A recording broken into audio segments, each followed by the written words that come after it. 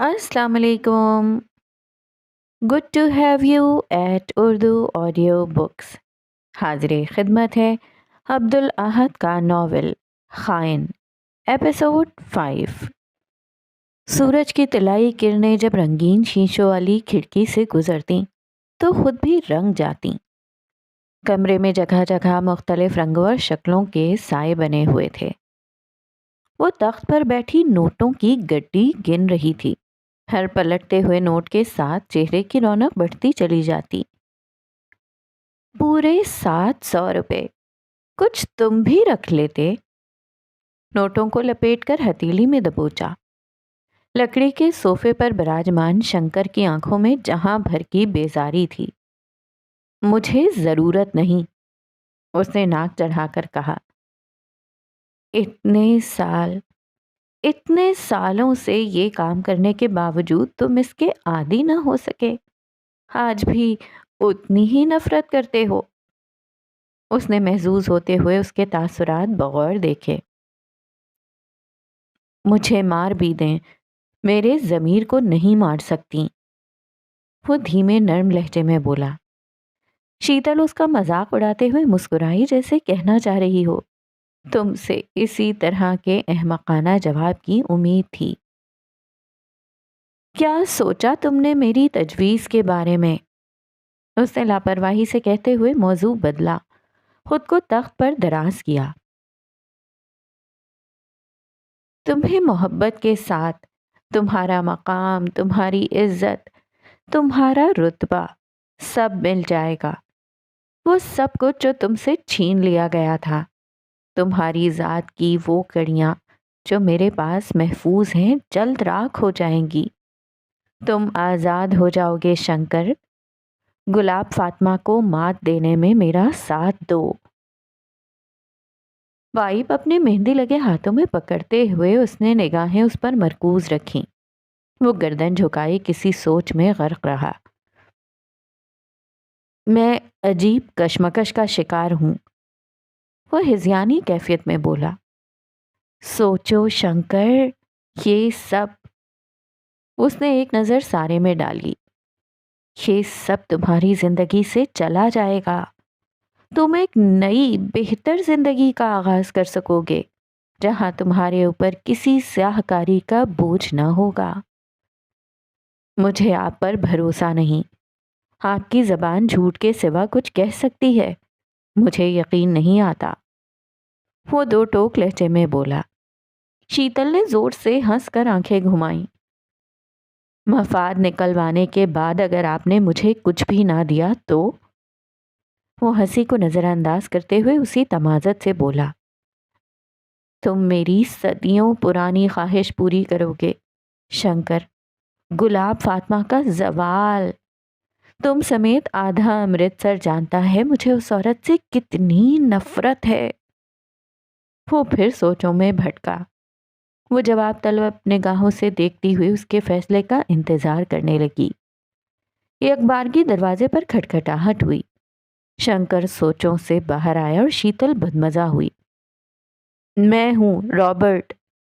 शीतल का मिजाज बुरी तरह से बिगड़ा। उसने तेजी से नोटों की गड्डी तख्त के नीचे रखी और उकता कर शंकर को देखा, जो उठकर दरवाजे की जानिब बढ़ रहा था। कमबख्त मारा, 2 दिन पहले ही होकर गया है, उसने शंकर को सरगोशाना अंदाज में बताया। शंकर ने दरवाजा वाह किया। आओ, अंदर आओ, शीतल ने आवाज़ें बुलंद कहकर नजरें फेर लीं।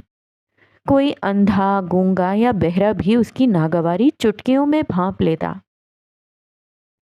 शंकर मुसाफे के लिए हाथ बढ़ाने के बाद उसे अपने साथ सोफे पर ले आया। शंकर साहब, आज तुमसे भी मुलाकात हो गई, शीतल ने लाताल्लुकी से हुक्के के कश भरे। आजकल मुशायरे में नहीं आ रहे। दिल बोझल है और दिमाग धुंधला। शंकर की आंखों में फुसूसा छाया। शीतल कनखियों से दोनों को देखती गई। रॉबर्ट ने दाएं हाथ की मुट्ठी बनाकर उसका सीना थपका। इस जवानी में कौन सा रोग पाल बैठे हो? शंकर ने लब खोले ही थे कि शीतल ने गला खड़खड़ाया। وہ بدذات اس سے ویسے بھی برداشت نہیں ہو رہا تھا، اور شنکر کی باتوں کی ریل گاڑی چل پڑتی تو گھنٹہ بھر نہ رکتی۔ میرے آرام کا وقت ہو رہا ہے، جو بات کہنی ہے ابھی کہو۔ وہ اسے دیکھ تک نہیں رہی تھی۔ رابرٹ ذرا کھسیانہ سا ہو کر مسکرا دیا۔ وہ اس ماہ جیب ذرا تنگ ہو گئی ہے، اگلی ماہ کا خرچ وقت سے پہلے ہرگز نہیں۔ کچھ بھی کہہ کر اپنا وقت ضائع مت کرو۔ شیتل دہاڑی۔ شنکر کے لبوں پر مختصر مسکراہٹ بکھری۔ دیکھیے، ہم کوئی غیر تو نہیں، آپ کے دھندے کو کیسی کیسی آفتوں سے بچاتے ہیں، اور بدلے میں تم سب کی جیبیں اچھی رقموں سے بھرتی ہوں میں، پھر کیوں میرے پیروں میں گر کر وقت بے وقت بھیک مانگنے آ جاتے ہو؟ وہ سخت لہجے میں بولی۔ شنکر بمشکل ہنسی روک سکا۔ آپ حد سے بڑھ رہی ہیں۔ وہ بھڑکنے لگا، زیر لب انگریزی گالیاں نکالیں۔ شیتل آگ بگولا ہو کر اٹھ بیٹھی۔ ہر طرف تناؤ سا پھیل گیا۔ شنکر نے آگے بڑھ کر رابرٹ کے کندھے پر ہاتھ رکھا۔ ارے غصہ کیوں کرتے ہو؟ انہیں عادت ہے، بھڑک جاتی ہیں۔ شنکر کا کہنا تھا سو وہ کچھ ٹھنڈا پڑنے لگا۔ شیتل کی آنکھوں میں خون اتر آیا۔ سمجھاؤ انہیں، جب کوئی مصیبت ہوگی سب سے پہلے ہمارے دروازے پر دستک ہوگی، اور جب میں آ جاؤں تو ایسے دیکھتی ہیں جیسے کوئی ڈرٹی ڈاگ ہوں میں۔ وہ چبا چبا کر بولا، تم تو ہو ہی اس قابل۔ شیتل کے ماتھے پہ تیوری چڑھ گئی، خون پگھلے ہوئے سیسے سے زیادہ گرم ہوا۔ ارے ارے کیا ہو گیا؟ شنکر نے پھر سے کندھا سہلایا۔ مان شیتل کو گھوری سے نوازا۔ ادھر آؤ۔ شنکر نے جیب میں ہاتھ ڈالا اور چند نوٹ نکالے۔ شیتل آنکھیں پھاڑ کر اسے دیکھنے لگی۔ اس کی اتنی مجال؟ نوٹوں کو دیکھ کر وہ لمحے بھر میں ساری تلخیاں قدموں تلے رون گیا۔ یہ پکڑو اور بڑا سمجھ کر ان کی باتوں کو نظر انداز کر دیا کرو۔ اس نے سارے نوٹ رابرٹ کو تھما دیے۔ بس تم سے ہی تھوڑی سمجھداری کی امید ہے۔ تم نہ ہوتے تو اب تک کیا؟ گندے نیلے نالی کی غلاظت نہ ہو تمہاری کیا مجال؟ کیا ہو گیا ہے؟ رابرٹ صاحب، ان کی طبیعت تھوڑی خراب ہے، آپ سے میں کل مشاعرے کے بعد ملوں گا، وہ کہہ کر اسے دروازے کی طرف لے جانے لگا۔ شیتل نتنے پھلا کر سخت وسیلی نگاہوں سے اسے دیکھ رہی تھی۔ شنکر نے دروازہ ٹھپ سے بند کیا اور سانس خارج کی۔ شیتل کے اشتعال کو کسی خاطر میں نہ لاتے ہوئے صوفے پر بیٹھ گیا۔ کیا ضرورت تھی اتنا تماشا بنانے کی؟ آپ کو معلوم ہے یہ پچھلے ماہ چھاپا پڑوانے کا سوچ رہے تھے ہمارے کوٹھے پر۔ آپ کے رویے کی وجہ سے آپ نے پتہ نہیں کس افسر کو ذلیل کر دیا تھا۔ انداز تنبیہی تھا۔ شیتل کے ماتھے کی تیوری چھٹ گئی۔ میرے بس میں ہو تو انہی کی بندوقوں سے ان کے جسموں کو بھون دوں، مگر سمجھا کریں اس وقت آپ محفوظ ہیں تو ان ذلیلوں کی وجہ سے۔ وہ ناک چڑھا کر بولا۔ شیتل کا سارا غصہ سرکنے لگا۔ اتنی منافقت کس سے سیکھی تم نے؟ اس نے پلکیں مٹکا کر تکبر آمیز لہجے میں پوچھا۔ شنکر کے چہرے کی سنجیدگی ہنوز برقرار رہی۔ میرے حلقے احباب میں منافقت کی زیادتی آپ کے علاوہ کسی میں نہیں۔ شیتل کا لطیف قہقہا سارے بازار میں گونجا۔ وہ اسے واپس دفتر میں لے آیا تھا۔ وہ روبرو کھڑے ایک دوسرے کی آنکھوں میں جھانک رہے تھے۔ اس کے گندمی رخسار پر آنسو ڈول رہا تھا۔ یہی سچ ہے، نور العین وہ شخص صرف ایک شاعر نہیں، گرو بازار سے لے کر آس پاس کے علاقوں پر اسی کا قبضہ ہے۔ یہ بات کسی سے چھپی نہیں کہ وہ کیا کرتا ہے۔ لب واہ ہوئے مگر الفاظ نکل ہی نہ سکے۔ وہ سب دیکھنے کے باوجود دعویٰ کرنا چاہتی تھی کہ وہ جھوٹ کہہ رہا تھا، لیکن کاش جو اس نے دیکھا اور سنا تھا اس میں جھوٹ کا ذرہ برابر بھی شائبہ ہوتا۔ اس کے قدم لڑکھڑائے اور 2 قدم پیچھے ہو گئی۔ ہم اس نے نظریں فرش پر منجمد کیں۔ ہم نے اس شخص کے پیچھے اتنا کچھ داؤ پر لگایا، ایک ایک جھوٹ، ہم اس جھوٹ میں اتنا کھو گئے تھے کہ سب کچھ چھوڑ دینے کو تیار ہو گئے تھے، وہ دبی دبی آواز میں کہتی چلی گئی۔ یوں لگ رہا تھا جیسے وہ بھرے بازار میں کرتب دکھاتے ہوئے منہ کے بل گر گئی ہو اور تماشائی کھڑے ہو کر اس کا مذاق اڑا رہے تھے۔ ہم نے اسے ٹوٹ کر چاہا، اس کے لیے اپنے خدا کو ناراض کیا، کتنی نمازیں صرف اس کی خاطر قضا کی، کتنے جھوٹ گڑے، کتنی آنکھوں میں دھول جھونکی، اور وہ ایسا نکلا۔ ابا جان کی لاکھ باتیں ہمیں ناگوار لگتی ہیں، مگر ایک بات تو انہوں نے ٹھیک ہی کہی تھی، ہم عورتیں ہوتی ہی ناقص العقل ہیں۔ اس نے ہاتھ اٹھا کر اپنا ماتھا پیٹا۔ یاور گردن جھکائے اس کا جائزہ لے رہا تھا۔ آنکھوں کی آگ بجھ گئی تھی، وہ چاہ کر بھی کچھ کہنے سے قاصر تھا۔ ہم 21 سالوں سے اپنے گھر والوں کے ساتھ رہ رہے ہیں، ہم 21 سالوں سے ابا جان کی خدمت کر رہے ہیں، ہم 21 سالوں سے اس گھر میں سکون کی سانسیں لے رہے ہیں، صرف اس کے لیے ہم نے ان 21 سالوں کو فراموش کیا۔ اس کی گردن اٹھی، دوپٹہ سر سے لڑھک کر گردن پر پھیل گیا۔ ہم نے اس بھروسے کے ساتھ خیانت کی جس کے تحت ابا جان ہمیں گھر سے باہر بھیجتے تھے، وہ اعتماد جس کی بدولت اماں جان ہمارے کردار پر کبھی انگلی نہیں اٹھاتی تھیں۔ اس سب کا کیا صلہ ملا؟ آخر میں ہم تہی دامن رہ گئے۔ اس کی گردن نفی میں ہلی، گھنے سیاہ بال بکھرنے لگے۔ وہ خاموش ہو گئی، جسم اس قدر ہلکان ہوا کہ چند گھڑی بعد زمین پر ڈھیر ہو جانے کا گمان ہوتا تھا۔ اس نے آگے بڑھ کر کرسی اس کی طرف بڑھائی۔ وہ تیزی سے کرسی پر بیٹھ کر گہری سانسیں لینے لگی۔ کچھ نہیں بگڑا ہے نور العین، وہ تڑپ کر بولا۔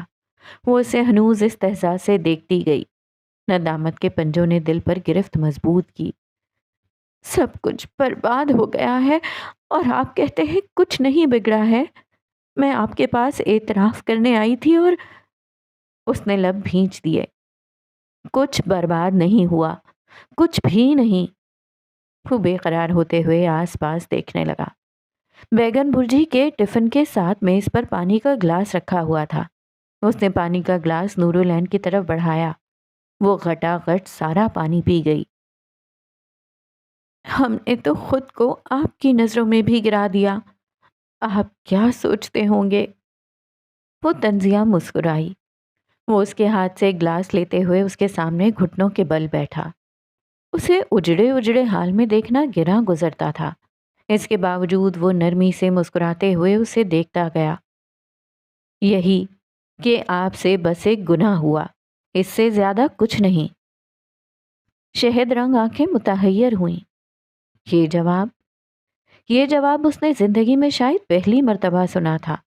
بس ایک گناہ، گناہ کے لیے بس ایک کون استعمال کرتا ہے؟ وہ خلفشار میں پڑ گئی۔ ہم نے رب کو ناراض کیا ہے۔ کیا آپ کو کسی نے بتایا نہیں کہ وہ معاف کرنے پر ناراضگیاں بھلا دیتا ہے؟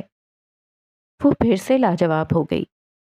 وہ شخص ہر سوال کا اتنا الگ تھلگ جواب کیوں دیتا تھا؟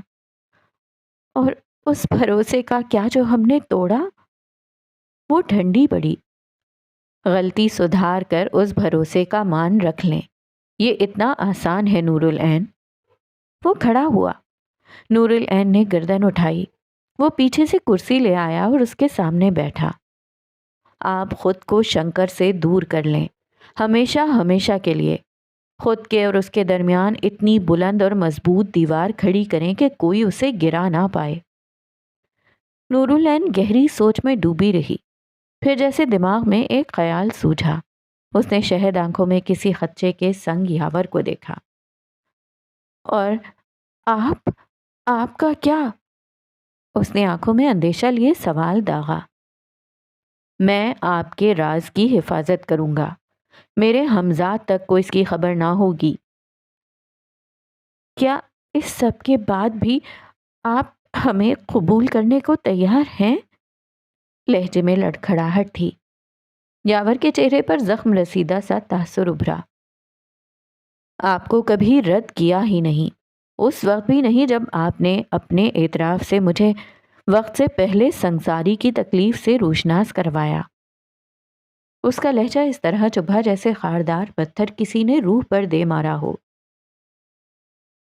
کیا آپ کو مستقبل میں یہ جان کر تکلیف نہیں ہوگی کہ آپ کی بیوی کسی اور کو چاہتی رہی ہے؟ یوں لگ رہا تھا جیسے اس گھنٹے بھر کی ملاقات میں وہ ننگے پیر میلوں فاصلہ طے کر آیا ہو، اور اب جان نکل رہی ہو، حلق سوکھ رہا ہو، جسم درد کر رہا ہو، اور آگے بڑھنے کی ہمت وفات پا گئی ہو۔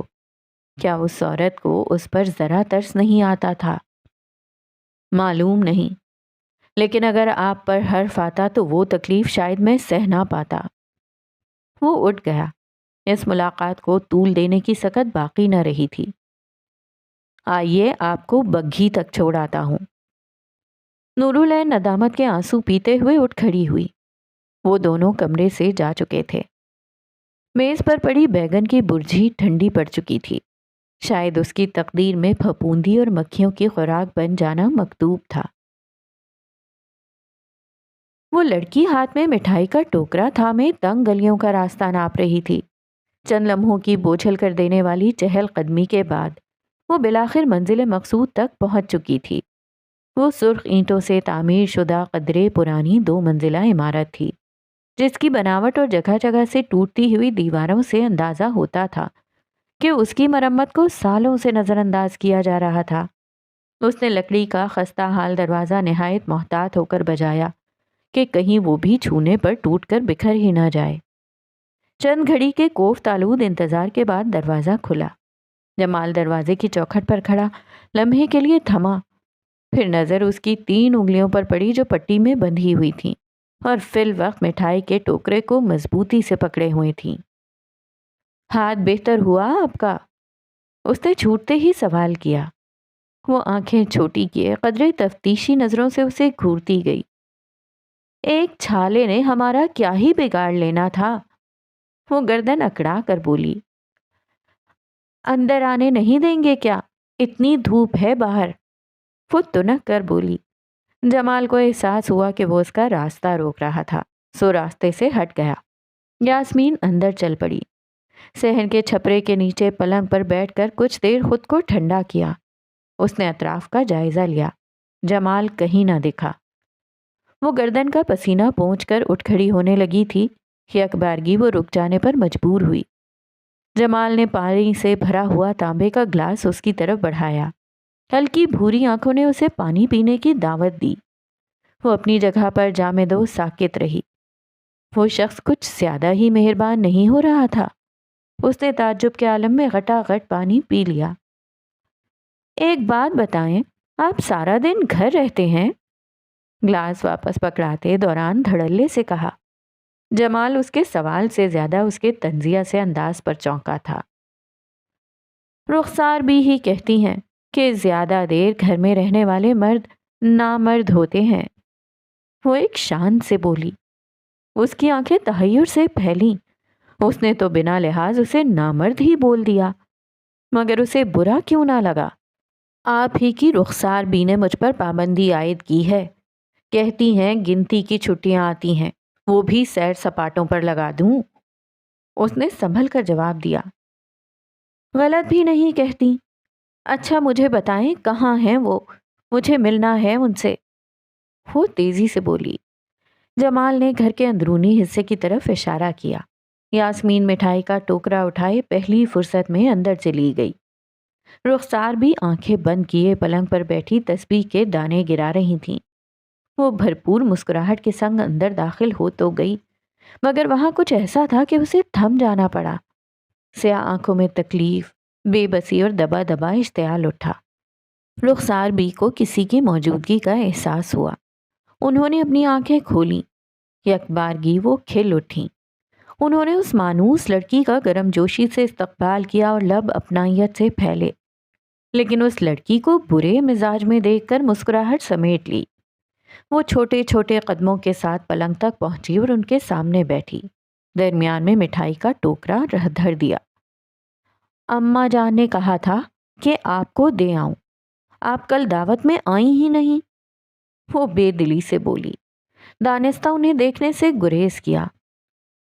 طبیعت خراب تھی، 3 لفظی جواب نے جیسے اس کے سر پر کوئی کیل ٹھونک دی۔ سیاہ آنکھیں پرتیش ہوئیں۔ خراب تھی یا کی گئی تھی؟ وہ بآوازیں بلند بولی۔ اس نے ان کا نرم و ملائم ہاتھ اپنے ہاتھ میں لیا۔ ہاتھ پر ترچھا گہرا اور نیلا نشان تھا۔ کرتے کی آستین موڑتے ہوئے بازو آیا کیا، وہاں ضرب کاری کے نشانات تھے۔ نظریں اٹھا کر ان کی سوجن زدہ آنکھوں کو دیکھا۔ دل کی گہرائیوں سے تکلیف بھری ٹیس ابھری۔ رخسار بھی ازلی عاجز و انکساری بھری مسکراہٹ کے ساتھ اسے دیکھتی چلی گئیں۔ اوہ خدایا، ہمیں یقین نہیں آتا، سارے محلے کو خود کے لیے لڑنے، عزت بچانے، اقدار کی پاسداری کرنے کے سبق سکھانے والی عورت کیسے اپنے شوہر کی ماریں کھا سکتی ہے؟ جملہ سیدھا سینے پر کسی بھال کی طرح وار کرنے میں کامیاب ہوا۔ مسکراہٹ کر بالود ہوئی۔ ہر دوسرے گھر میں عورت اپنے شوہر کی ماریں کھاتی ہے، کس کس کے لیے ہلکان ہوگی؟ وہ ٹھہر ٹھہر کر بولی۔ اشتعال سے یاسمین کے رونگٹے کھڑے ہونے لگے۔ لیکن ہر عورت ہر دوسری لڑکی کو خود کو مضبوط کرنے اور اپنے دائرے کو وسیع کرنے کی نصیحتیں نہیں کرتی، صرف اس لیے تاکہ جس عذاب سے میں گزر رہی ہوں تم سب نہ گزرو۔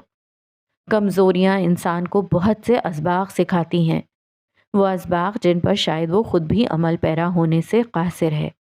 ایک عجیب فسوں اور بھاری پن تھا ان کی آواز میں، یوں لگتا تھا جیسے آنکھوں میں کئی یادیں ایک ساتھ سرسری طور پر آ کر گزر گئیں، مگر ہر یاد کا کرب انہیں پورا محسوس ہوا۔ یاسمین ٹھنڈی پڑنے لگی، غصے کی جگہ ہمدردی نے لے لی۔ مجھے کوئی مارے میں خون پی جاؤں گی اس کا، وہ مایوس کن سانس خارج کرتے ہوئے بولی۔ سب کو یہی لگتا ہے یاسمین، مگر جب شوہر پہلی مرتبہ اونچی آواز میں صرف کچھ کہتا ہی ہے نا، تب ساری ہمت، ساری توانائی پست ہو جاتی ہے، سب تباہ ہو جاتا ہے، ہمت کے قلعے ڈھہ جاتے ہیں، بااعتمادی کے بلبلے پھٹ جاتے ہیں۔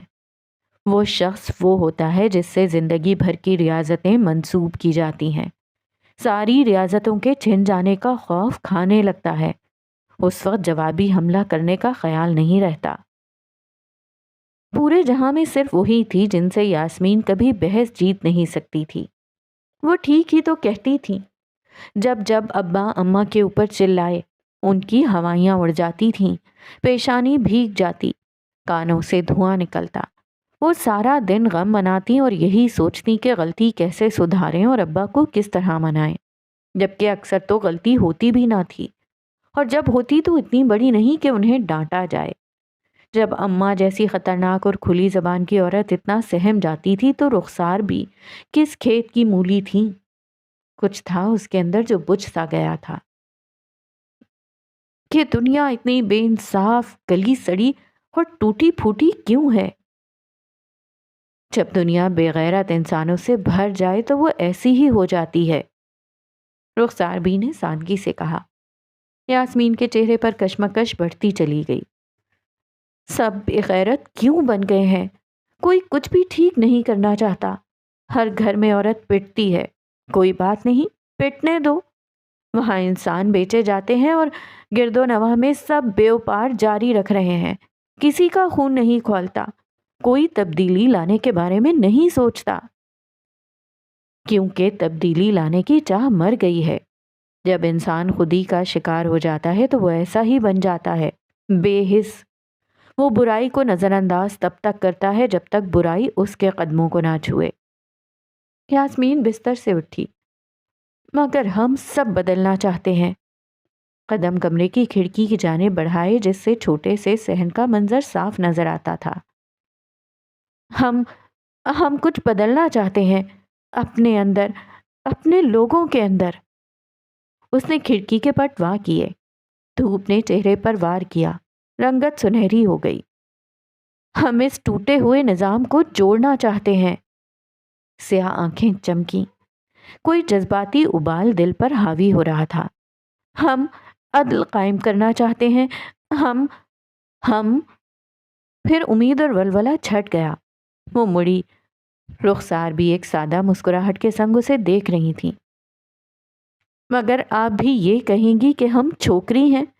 ہم اس بڑی ظالم اور شفاق دنیا میں کیا ہی کر لیں گے؟ جوش ڈھاگ ہوا۔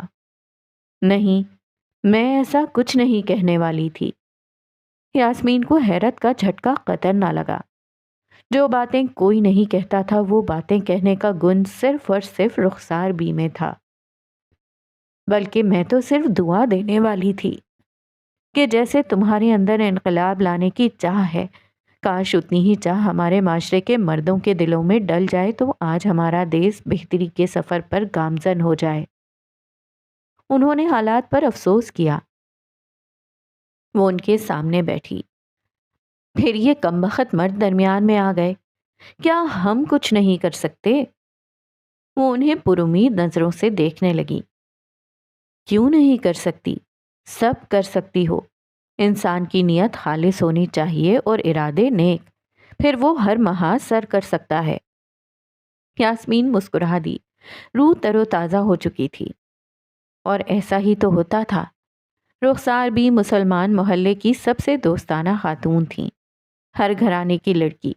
چھوٹی عمر سے ہی ان کے پاس بنیادی صلاحیتیں جیسے سلائی، کشیدہ کاری، کھانا پکانا، صفائی ستھرائی اور گھرداری سیکھنے آتی تھی۔ یاسمین اور رخسار بھی کے درمیان دوستوں جیسا بندھن تھا۔ اچھا ایک کام کرو۔ کچھ دیر کی بات چیت کے بعد رخسار بھی بولیں، تم ذرا چھت پر جا کر تار سے کپڑے تو اتار لاؤ۔ انہوں نے تسبیح گود میں دھری۔ سارے کپڑے نہ اتارنا، کچھ صبح ہی لٹکائے تھے اس لیے بھیگے ہوں گے۔ یاسمین حکم بجا لاتے ہوئے چھت پر چلی گئی۔ موسم نے بڑی سہولت سے کلٹی کھا لی تھی۔ سورج بادلوں کے جھنڈ کے پیچھے چھپ بیٹھا تھا۔ ہر طرف تازہ ہوائیں چل پڑیں۔ تار سے لٹکتے ہوئے کپڑے جو فرش کو چھو رہے تھے بس اڑ جانے پر بضد تھے۔ اس نے ایک دوپٹہ کھینچ اتارا اور نمی کا اندازہ لگانے کے لیے اسے جھٹک دیا۔ یکدم وہ چونک گئی۔ تار کے دوسری طرف جمال کھڑا تھا۔ پانی کے چھینٹے اس کے لباس اور چہرے پر پڑے۔ تھوڑا دھیان سے، اگر بیمار ہو گیا تو؟ ایک تو اتنا ٹھنڈا پانی ہے۔ وہ اپنے چہرے کی نمی رگڑتے ہوئے بولا، فوجی ہیں آپ، پانی کے چند چھینٹوں سے بیمار ہو جائیں گے۔ وہ اترا کر بولی، اپنی غلطی نہیں مانیں گی آپ۔ وہ ہاتھ باندھ کر بولا۔ یاسمین ٹھہر گئی۔ شرم کے اچھوتے احساس سے نظریں جھکا لیں۔ جمال اس معصوم سے انداز پر مسکرا دیا۔ اچھا، ہو گئی غلطی، اب جان لیں گے؟ میری اتنی مجال، میں آپ کی جان لوں؟ اس نے تنزن کہتے ہوئے چند ثانیے نظریں جھکائیں۔ جان تو میری آپ لے چکی ہیں۔ بس دل ہی دل میں خود کلامی کی۔ خبر تو ایسے ہی لے رہے ہیں۔ وہ تار پر لٹکے دوسرے کپڑوں کی طرف بڑھ گئی۔ خیر، مجھے آپ سے بڑا شکوہ ہے، بہت بڑا۔ وہ دائیں بازو پر کپڑے لٹکاتی اور بائیں ہاتھ سے نمی کا اندازہ کرنے کے بعد انہیں کھینچ لیتی۔ پھر موقع دیجئے کہ میں آپ کی ساری شکایتیں دور کر سکوں۔ وہ ذرا لچک کے ساتھ بولا۔ یہ اس کے لہجے، رویے اور انداز میں کچھ زیادہ ہی بے تکلفی نہیں آنے لگی تھی۔ یاسمین نے اسے مشکوک سی نظروں سے گھورا۔ آپ رخسار بی کا خیال نہیں رکھتے؟ اس نے خفگی سے کہا۔ آپ کو ایسا کیوں لگتا ہے؟ چہرے کے تاثرات سے صاف واضح تھا کہ اسے برا لگا تھا۔ لگتا ہے؟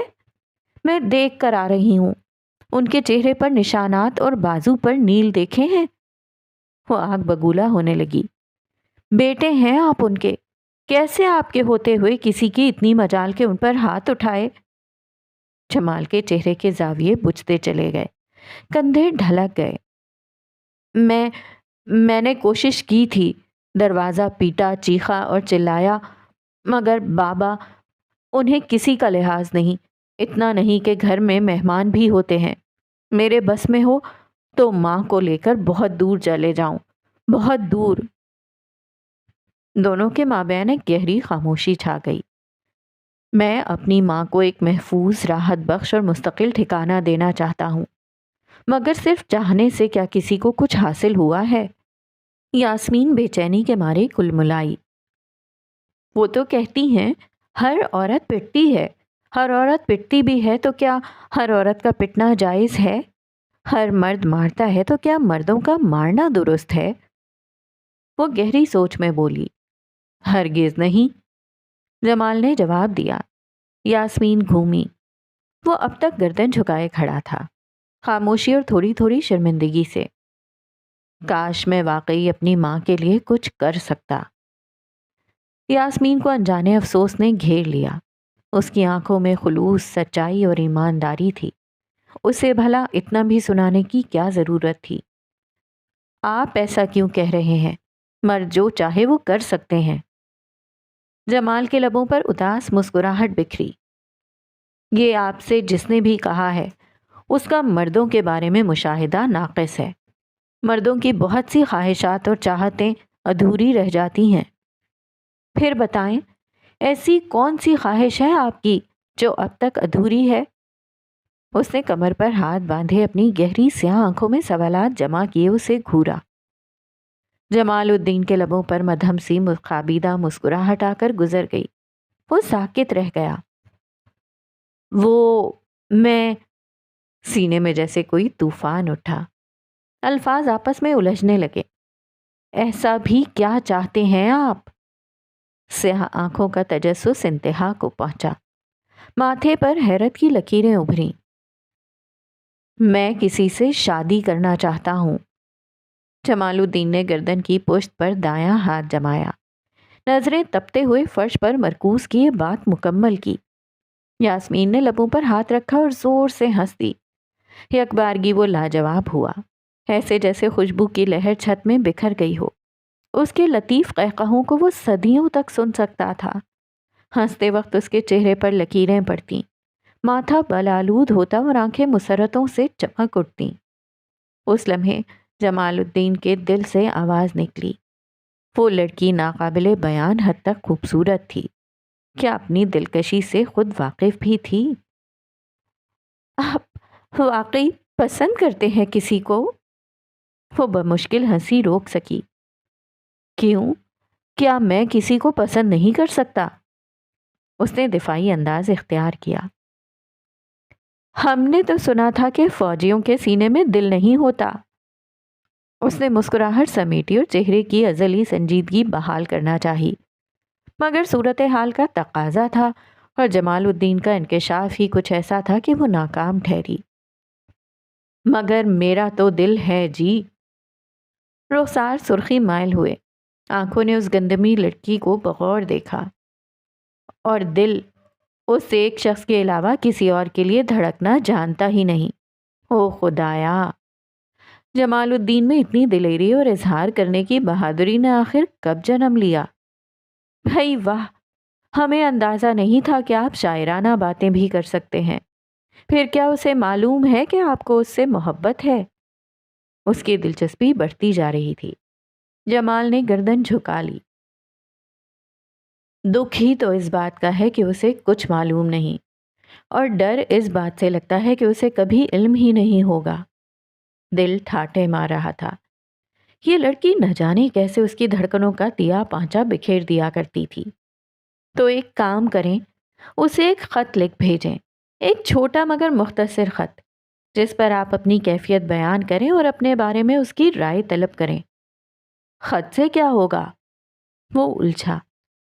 آپ نہیں جانتے، وہ کسی بڑی عورت کی طرح بولی۔ یاور بھائی بھیجا کرتے تھے نوری کو۔ مجھے ویسے شک ہے وہ پڑھتی نہیں ہوگی، مگر مجھے تو یہ انداز بہت اچھا لگا۔ ایک انوکھا سا رازداری اور اپنائیت کا احساس رقم ہوتا ہے خط میں۔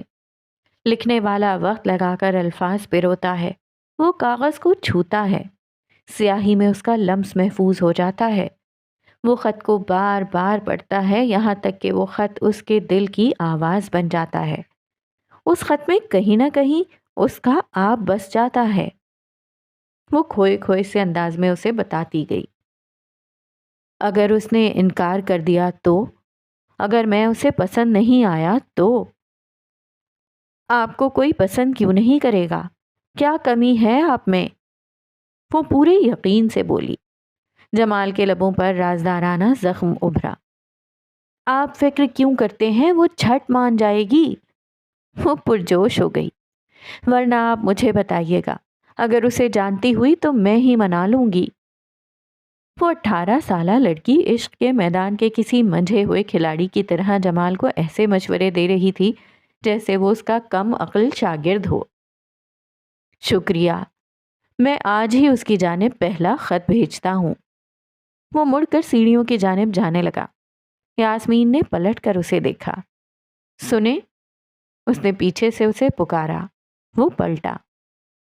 میری دعا ہے کہ آپ کو آپ کی محبت مل جائے، اس نے پلکیں جھپکا کر آنکھوں میں خلوص کے ساتھ کہا۔ سورج اس لڑکی کی پشت پر غروب ہو رہا تھا۔ وہ کسی قدیم غار میں محفوظ حسین مورتی جیسی لگتی تھی، نازک، مہارت سے تراشی ہوئی، جس کی نوک پلک میں کمال ہی کمال ہو۔ جمال الدین کی سانسیں رک گئیں۔ آمین، وہ سنبھل کر بولا اور سیڑھیوں کی طرف چلا گیا۔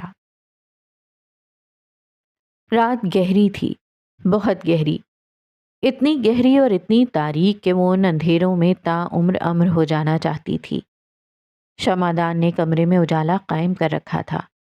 وہ ٹکٹکی باندھ کر بھڑکتے ہوئے شعلے کو تک رہی تھی، گویا کہیں نہ کہیں دل کی گہرائی میں وہ اس شعلے سے خود کو جلانے کی خواہش مند ہو۔ روح تو پہلے ہی جل کر بھسم ہو چکی تھی، پھر کیوں نہ جسم کو جلا کر رہی صحیح کسر پوری کر دی جائے۔ شنکر، وہ بولی۔ یہ نام اس کے لیے یہ صرف نام نہیں تھا، وہ اس کا ماضی تھا جسے وہ پلکوں پر سجائے رکھتی، دل کے خانوں میں محفوظ کیے ہوئے تھی۔ وہ اس کا حال تھا جس نے اسے زنجیروں میں اس طرح قید کر رکھا تھا کہ فرار کا راستہ ناممکن لگ رہا تھا۔ اور وہ اس کا مستقبل تھا، دھندلا سہی مگر ڈراؤنا، بھیانک۔ شنکر، کھڑکی کے ذریعے ہوا کا یخ بستہ جھونکا کمرے میں داخل ہوا۔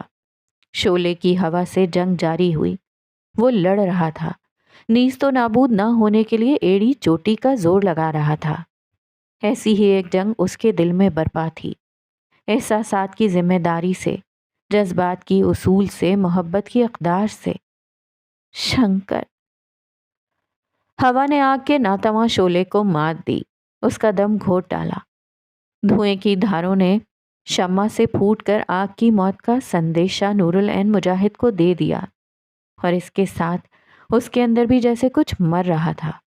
وہ خواب، وہ خواہشات جنہیں وہ عرصے سے اپنے دل کے بے نام گوشوں میں کسی مقدس اور قیمتی نگینے کی طرح پال رہی تھی۔ شنکر، تمہاری محبت نے ہمیں کھوکھلا کر دیا ہے۔ ایک جذباتی غلبہ آیا اور وہ کسی چٹکتی ہوئی لکڑی کی طرح گر کر فرش پر گھٹنوں کے بل بیٹھی۔ بل کھاتے گھنے بال اس کے شانوں پر پھیلے۔ وہ رو دی، آنسو ابل ابل کر اس کے سنہری مائل چہرے پر پھیلے۔ دل کا غبار انتہا پر تھا، یہ روگ ختم ہونے کا نام ہی نہیں لے رہا تھا۔ تم سب کچھ ہو سکتے ہو مگر ایک مجرم نہیں، آہ دل سے نکلی اور زبان تک پہنچی۔ وہ اس اندھیر کمرے میں کئی ساعتوں کے لیے خاموش مگر مایوس کن دیواروں کی چھاؤں میں آنسو بہاتی گئی۔ کاش آنسوؤں کے بہہ جانے سے دل کی مرادیں پوری ہو سکتی، کاش۔ تو یہ تھا اختتام ایپیسوڈ نمبر 5 کا، اور اس ایپیسوڈ میں یاور نے جس طرح اپنے آپ کو ظاہر کیا، جس طرح جینٹل مین اپروچ کے ساتھ وہ آگے بڑھتا ہے اور نوری کو کانفیڈنس دلاتا ہے شنکر کو چھوڑنے کا اور اپنی لائف میں آگے بڑھنے کا، وہ پارٹ مجھے بہت زیادہ اچھا لگا۔